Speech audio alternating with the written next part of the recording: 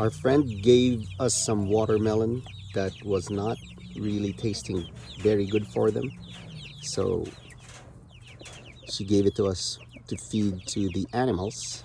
And I am giving it to the chicks, the young chicks. And everybody wants in on it. They will get their taste.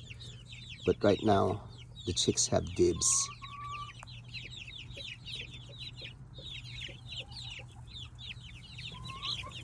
Okay, let's give it to the others as well. Come on, guys.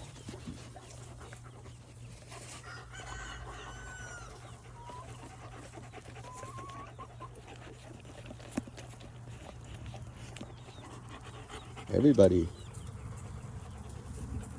likes the watermelon. Mm-hmm.